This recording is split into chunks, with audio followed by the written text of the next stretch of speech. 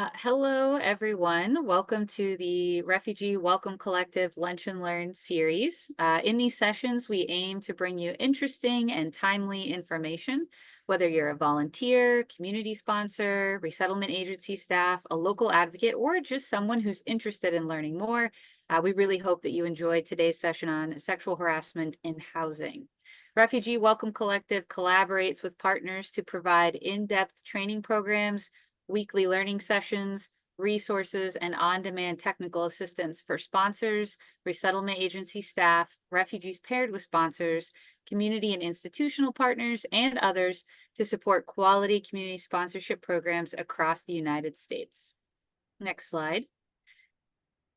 Just for some housekeeping notes, as a reminder for everyone joining us today, everyone on today's webinar is automatically muted. However, if you experience any technical issues, please submit a question in the chat or the questions box so we can assist you. There is going to be time at the end of the webinar for Q&A, so you can go ahead and put questions in the chat or that Q&A box as we go, or you'll also be able to come off mute later. Additionally, the presentation, any resources that are shared, and a recording will be sent to everyone following today's webinar. This brings us to our presenter for today. Our presenter is Lynette Perlman, a Senior Program Officer with Refugee Housing Solutions. And if you'll give us a moment, we'll let Lynette share her screen. Thank you, Jessica, for the intro. And so let's get started.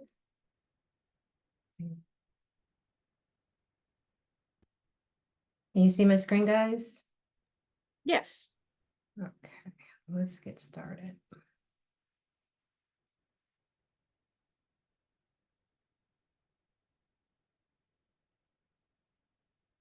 So today's agenda, we're going to cover, I'm just going to give a brief overview what Refugee Housing Solutions do.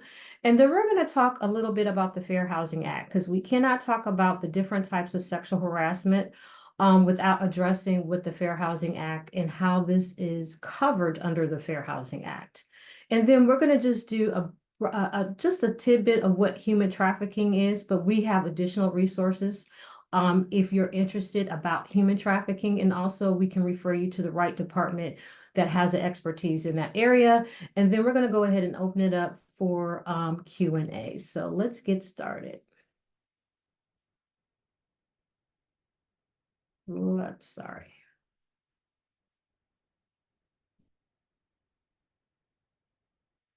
So RHS, we are a team made up of individuals with a rich, diverse background in housing solutions and strategic planning and hospitality management, and helping refugees successfully resettle into new communities. And this is our team. We're a little team, but we're very powerful.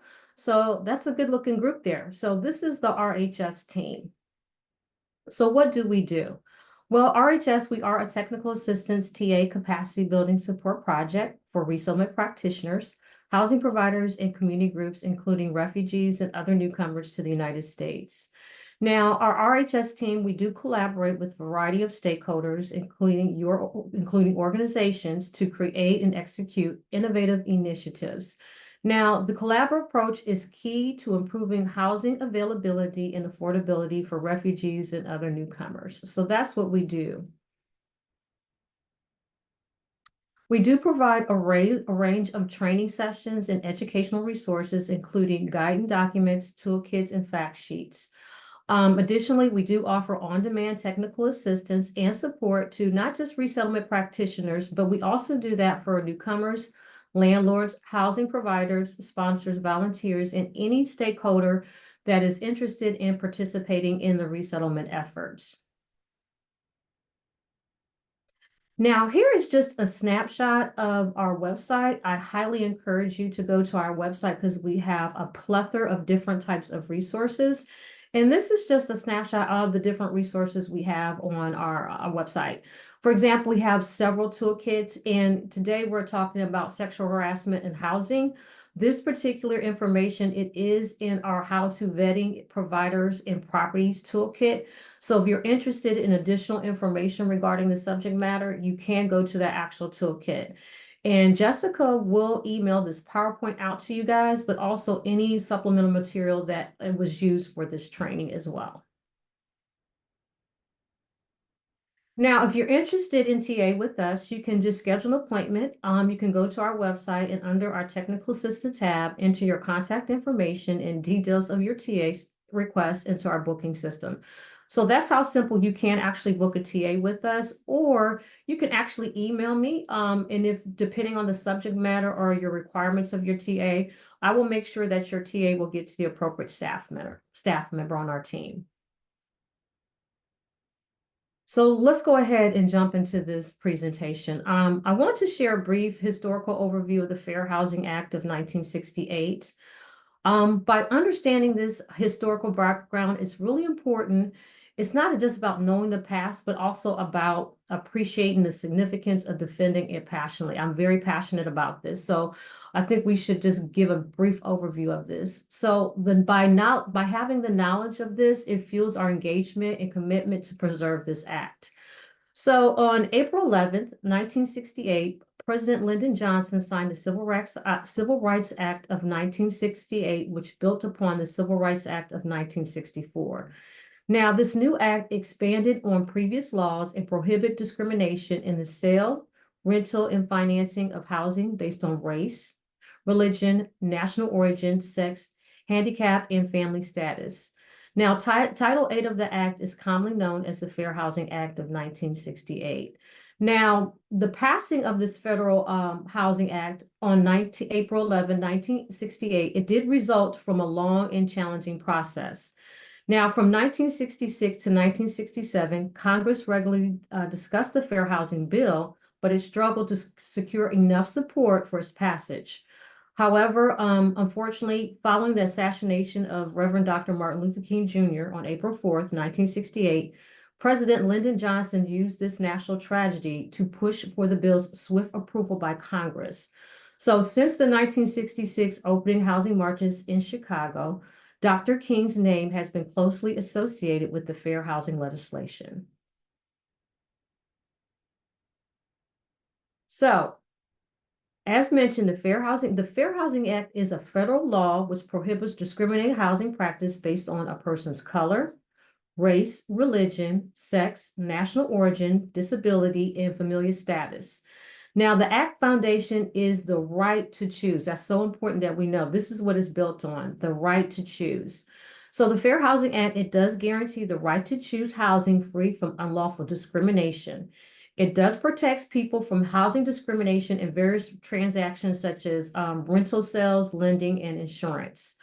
Why it's important? It's so important because the FHA, it does ensure that protected class members are not discriminated against during a housing transaction. Now, unfortunately, many newcomers have experienced discrimination, and you, as either a staff member, a sponsor, or volunteer, you do play a crucial role. You're as an advocate. Your understanding this right is key to helping them secure housing of their choice, but it's also key for them not to be subject to sexual harassment during the process as well. And who is protected by the fair housing laws? The fair housing laws, it protect all individuals seeking housing, including renters, homebuyers, persons obtaining mortgage or homeowners insurance, and others. And that includes newcomers. So the Fair Housing Act, they have protections under this act. So it includes all those in that protected class, but also newcomers as well. And I don't know how I skipped over all my slides. Please forgive me. Okay, there we go. I apologize, guys. Okay, so let's jump into how the Fair Housing Act pertains to sexual harassment. So sexual harassment is prohibited under the Fair Housing Act. An individual can claim sexual harassment if they can show that an advance or an act was unwanted, regardless of whether they submitted to the actor the advance or the act. So in cases of sexual harassment, the gender of the victim, this is very important, the gender of the victim and the harasser, it does not matter. So you can have a male harass another male, you can have a female harass another female. So again, the gender of the victim and the harasser does not matter. Now, although women are most often victims, men can also, again, be victims of sexual harassment. So the FHA, it does protect all individuals from sexual harassment, regardless, again, I want to express it, of their gender. Unfortunately, though, female newcomers, whether adults, teenagers, or children, they're at higher risk of being sexually harassed. Now, due to the differences sometimes in cultural norms and the vulnerability of newcomers, there is a risk that sexual harassment and other unacceptable behavior might be overlooked or tolerated. As a result, you as a resettlement staff, if you're a resettlement staff or you're a sponsor or volunteer, you should provide guidance to refugees and other newcomers regarding their fair housing rights and what actions from a landlord or housing staff or fellow tenants, and again, fellow tenants as well, are considered inappropriate and unlawful. Now, sexual harassment can be categorized into two main types, quid pro quo and a hostile environment. And we're going to go over the two different types of sexual harassment. So I'm going to start with the first one, which is quid pro quo. And this occurs when a housing provider or their representative or employee or contract forces a rental applicant, and yes, sexual harassment can happen during the application process, or a tenant to submit to or engage in unwanted sexual conduct as a condition for securing or retaining housing and or housing related examples. So I'm an example type of person, and we're going to do some testing once we go over the two different types of sexual harassment to make sure you grasp the concept of the difference of what they are. So we're going to use the first example of what would be considered quid pro quo. You have Miss Newcomer. She's facing an issue with her apartment and her rental application due to lack of having the standard U.S. documentation, which is common in this field. So on this, you have a leasing agent that offers to approve her application if she goes out on a date with her. This would be considered a quid pro quo type of sexual harassment. Another example of this would be Miss Newcomer. She has submitted multiple maintenance requests, but it is frustrated by the lack of action because that can't happen. But after complaining, a maintenance man visits her and refused to make the repairs unless she engaged in sexual activity with him. So these are real life examples that we're talking about. So that's an example of what a quid pro quo type of harassment would look like. Um, Here's a video because I am a visual person. I think we learn when we see visual things in action. Here's a video that has been produced by HUD, and this demonstrates what a quid pro quo harassment entails and what it looks like. So this is just an example of what it looks like.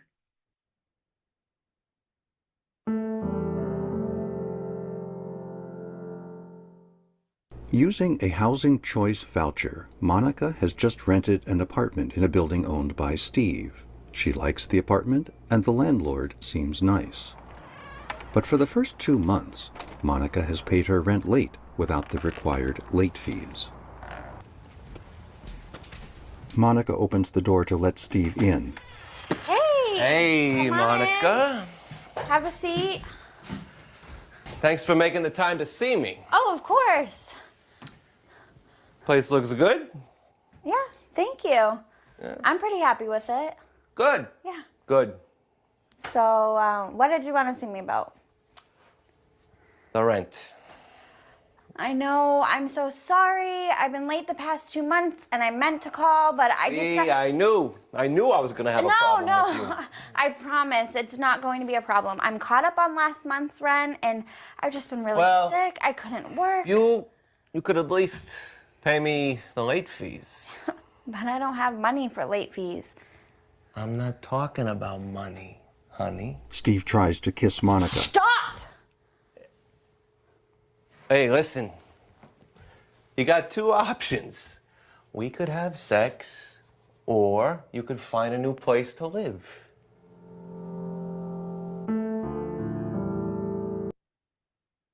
And unfortunately, again, I've been in housing for 18, well, going on 19 years. When I was a housing choice voucher director, I would get several reports of similar situations like this. So this is a real life type of situation with tenants possibly go through, especially if they fall behind on rent. Again, this is just an example.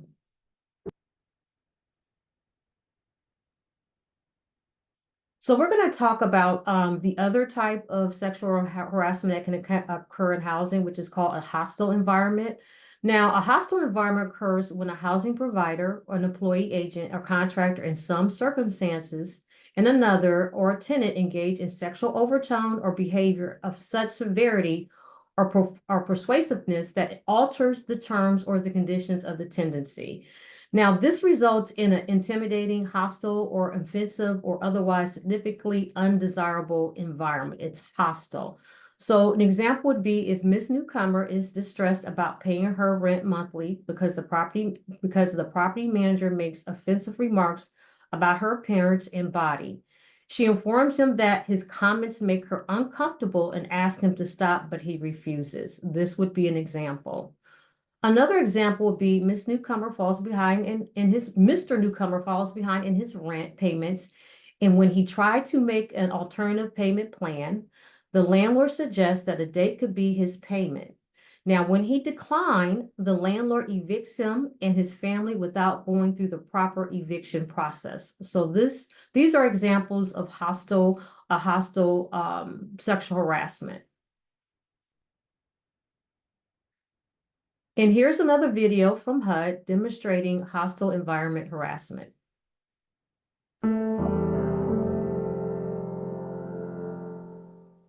Jane lives in an apartment owned and managed by the Greenacre PHA.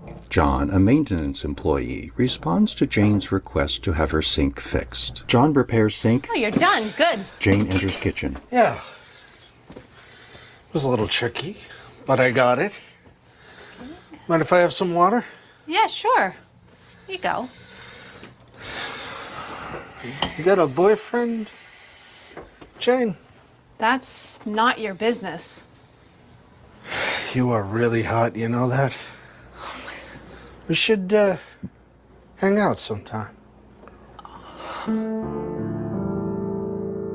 Jane calls her site manager. Hi, Again, this is a real life example of what a hostile environment looks like. And it can be, most of the times, it happens with maintenance staff. So unfortunately it does. These are things that are happening. And again, these videos will be available through this PowerPoint. I think it's a good resource to use, especially for cultural orientation. When you're speaking about this subject to your clients about what sexual harassment looks like and what is considered unacceptable. Now, there's another type of sexual harassment. Instances of sexual harassment between tenants can unfortunately occur and are considered a violation of the fair housing laws. In such cases, housing providers may be held liable if they are aware that one tenant is harassing another tenant and they have not taken appropriate action. So sexual harassment can happen between two tenants as well.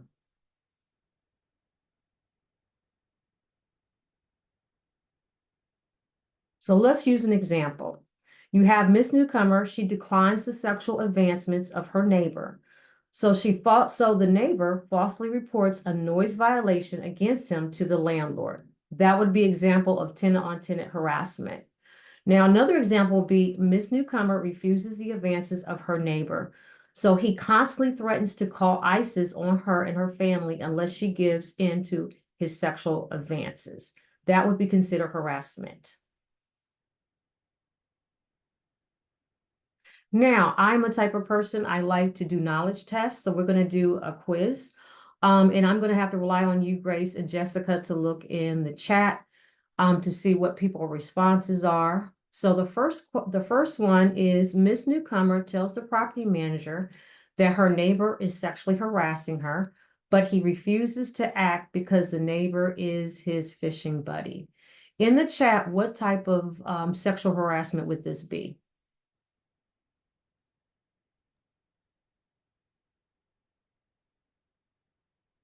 And Jessica, can you monitor the chat for me, Oh, yes, ma'am.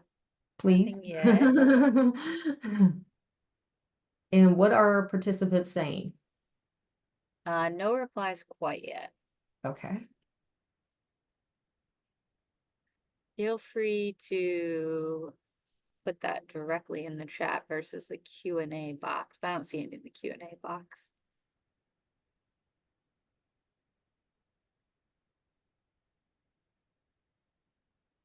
One person replied hostile environment. Another says tenant on tenant quid pro quo. Do we have any more responses? A third response just came in, quid pro quo. And another one, tenant on tenant. Okay. Good answers, good responses, but it's tenant on tenant. Does anyone feel comfortable? Oh, I forgot everybody's on, you can't jump in and speak, but it would be tenant on tenant. The reason why it'd be tenant on tenant because it's another tenant. Quid pro quo is when it's an exchange of something. So let's go to the next one. Miss Newcomer fell behind in his rent payments, and when he tried to make a payment plan, the landlord suggested that a date could be his payment. When he declined, the landlord evicted him and his family without going through the proper eviction process. What type of sexual harassment would this be? First reply is quid pro quo. Okay, I'm sorry. This thing is so sensitive. Hold on, hold on. I apologize. I don't know why my thing is so sensitive. A second reply, quid pro quo. Okay. And let's see. One more quid pro quo Okay. and another quid pro quo. Does anybody feel comfortable putting in the chat why they think it's a quid pro quo?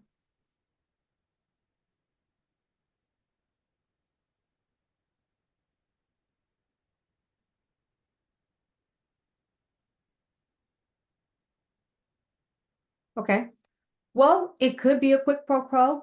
That's correct, but it's a hostile environment because Mr. Newcomer was actually evicted.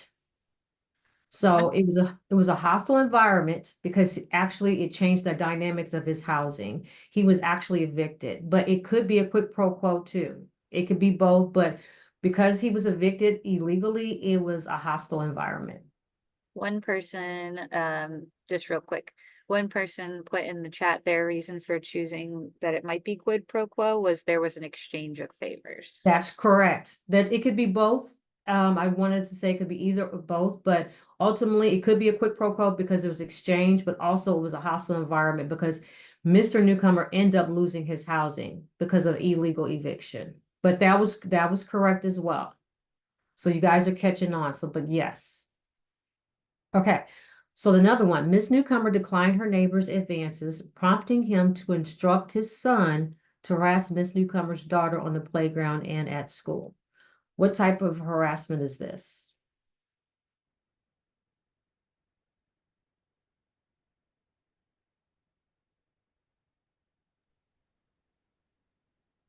First reply is tenant on tenant. A second reply, tenant on tenant. A third reply, tenant on tenant. And you guys are correct. Tenant on tenant. Absolutely. So a maintenance worker has been repeatedly sending sexually explicit text messages to Mr. Newcomer, creating an uncomfortable and inappropriate situation. So what type of sexual harassment is this?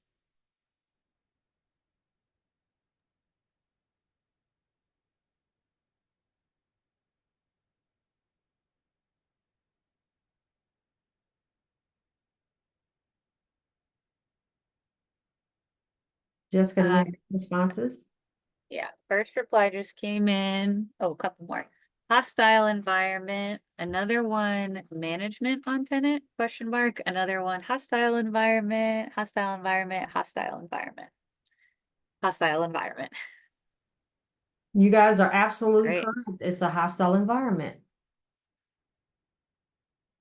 So after receiving a maintenance request from Miss Newcomer, the landlord tells her that he will prioritize her request if she allows him to take photos of her in the nude. What type of sexual harassment is this?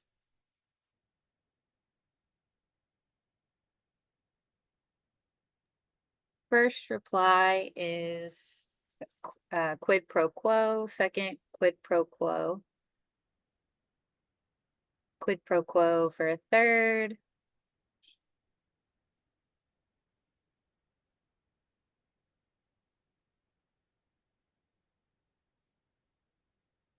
And you guys rocked it. It is quid pro quo. You're absolutely right. Okay, the next one. Miss Newcomer Lee states that management must give 24-hour written notice before entering a tenant unit unless it is an emergency. Her maintenance man, who has expressed interest in her, continues to enter her unit without permission or maintenance justification. What type of sexual harassment is this?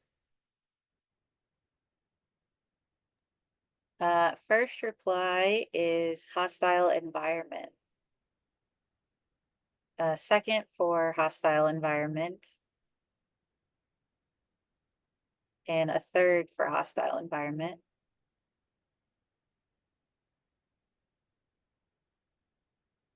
And you guys are absolutely correct. It's a hostile environment. Good job. Good job.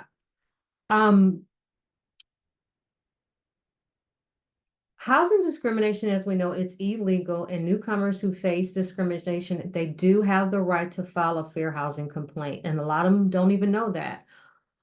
Complaints can be either filed with HUD or a substantially equivalent state or local fair housing agency.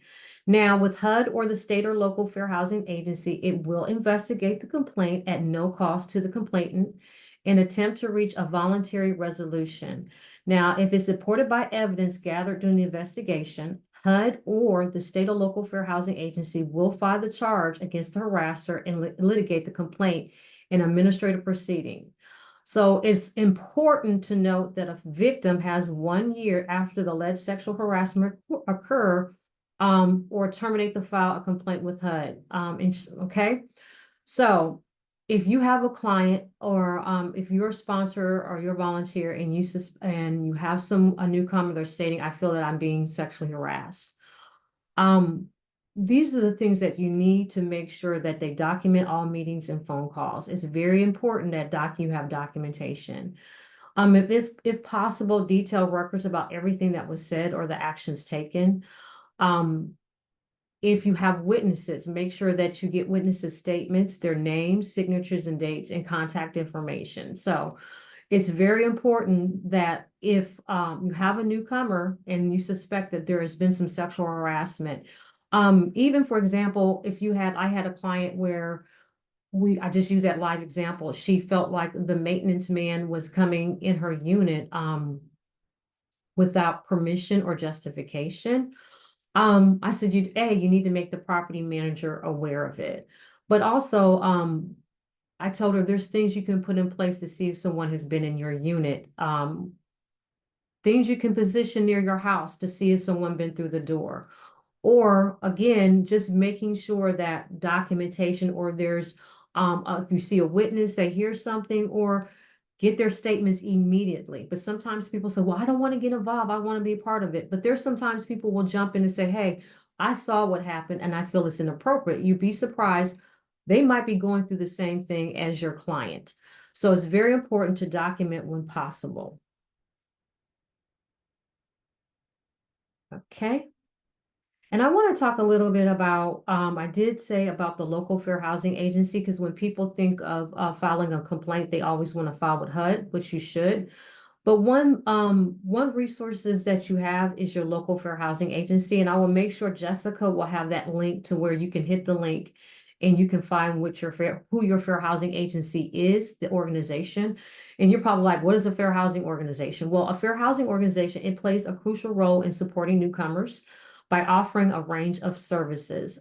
This includes facilitating communication with landlords, also conducting detailed investigations, including testing to identify any instances of discrimination.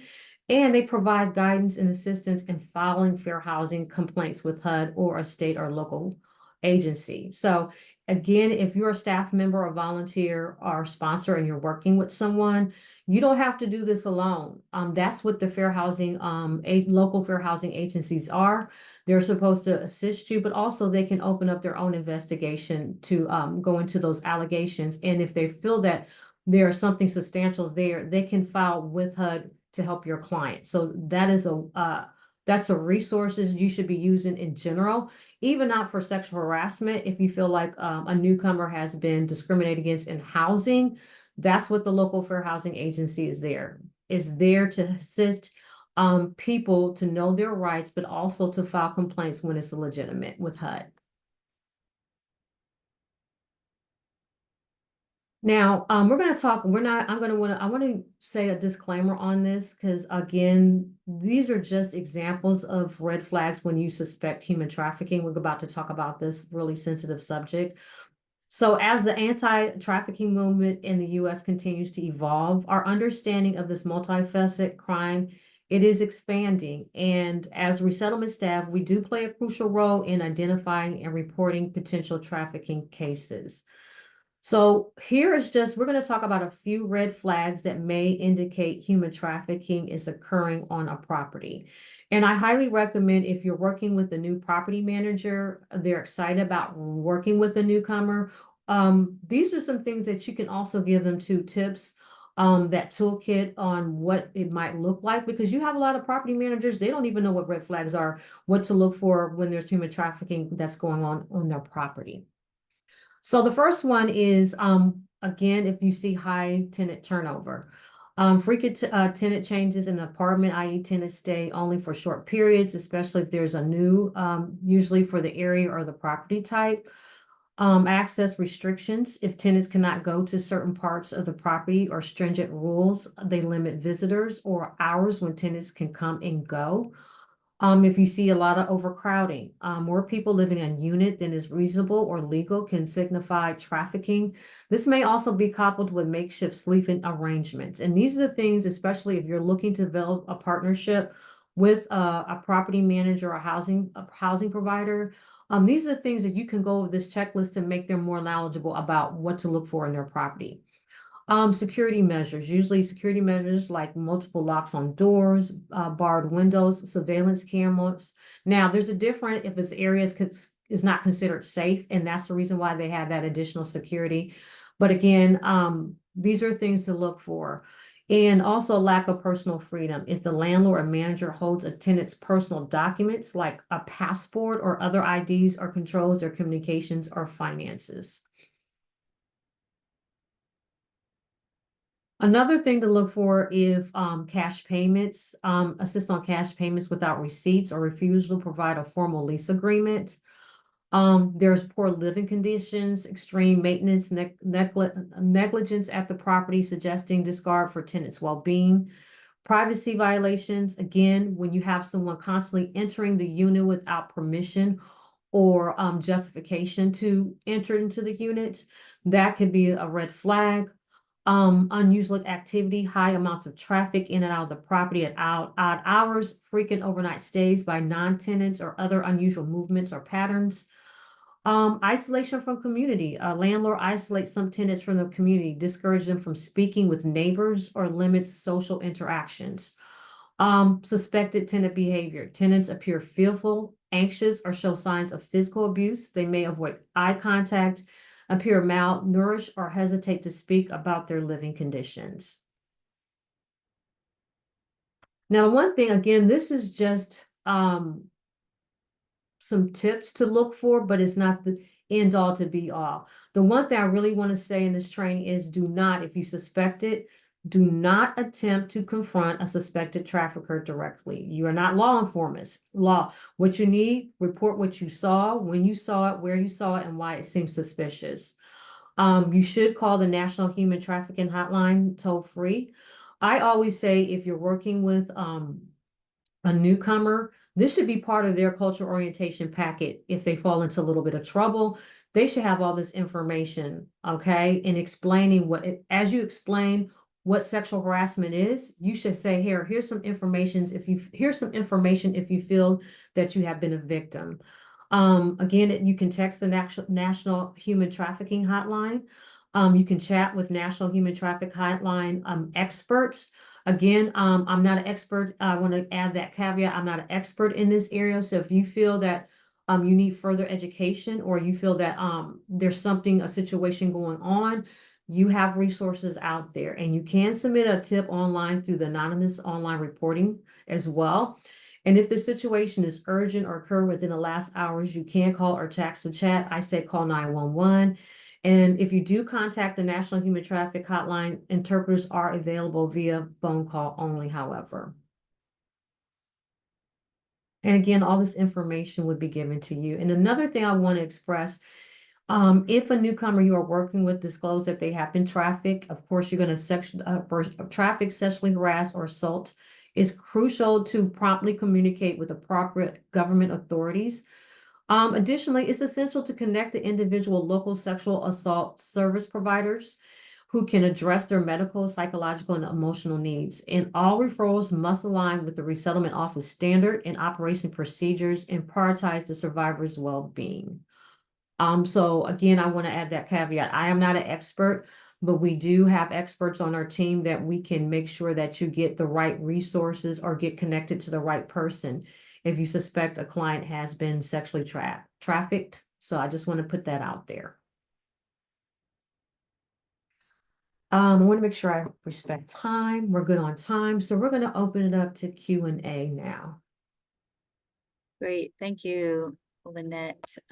So as Lynette said, we're going to move to the segment of our session where Lynette will be available for answering your questions. As a reminder, and thank you to the host who dropped it in the chat, you can submit those questions via the Q&A box, or I believe we're going to allow you here in a minute to come off of mute if that's easier to ask your question that way. So let's just give the back end host a second to enable that.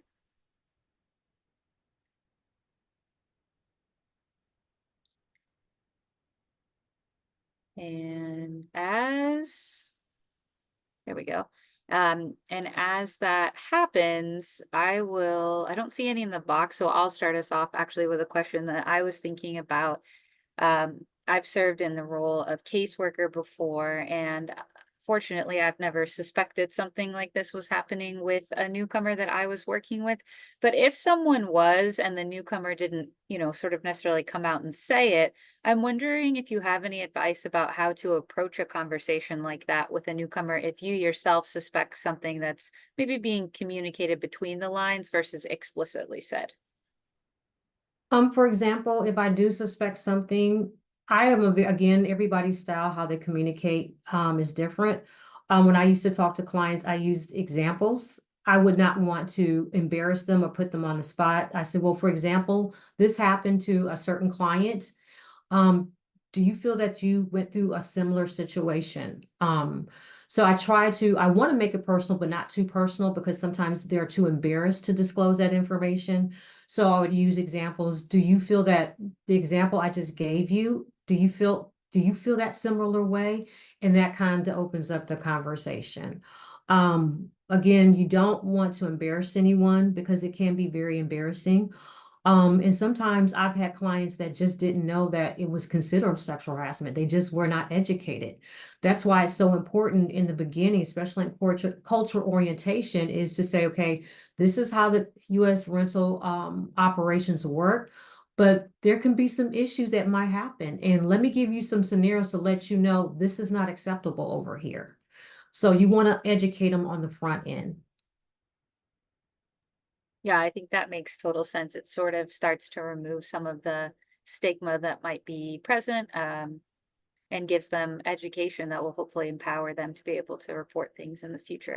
Oh, thank you, Grace. We'd really like to hear from you and receive any feedback on today's webinar, and also hear suggestions that you might have for future Lunch and Learn topics. We ask that you take a moment now to complete a survey. You can use your phone to scan the QR code that's on the screen, or you can follow the link in the chat. And we really look forward to both the feedback and suggestions for the future that you drop in there. You'll also receive a follow-up email with a link to the recording of today's webinar. And on behalf of Refugee Welcome Collective, I want to thank you again for joining us. We hope you have a great rest of your day and a great rest of your week.